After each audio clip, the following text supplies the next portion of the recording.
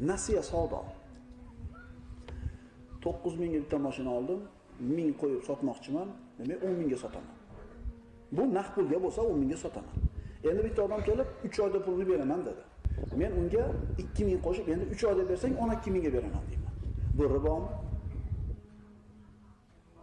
Ayrim odamlar aytadi ribo deydi. Sababi o'zi 10 mingga sotmoqchi edi, endi 12 ming berishligini sababi boyaga berilayotgan 2 oy 3 oy muhlat. Shu muhlatni bergani uchun pul qo'shib oladi. Bu ribo deydi. Bu ribo emas bu. Buni Hanafiylar ham, Shofiylar ham va jumhur ulamolar ribo emas deb aytadi. Chunki ribo qachon ribo bo'ladi? Ribo pul beradi sizga, shu pulni olayotganda ko'paytirib oladi. Bu ribo. Endi men sizga mol beryapman, mashina beryapman. Shu molim sizning qo'lingizda, ya'ni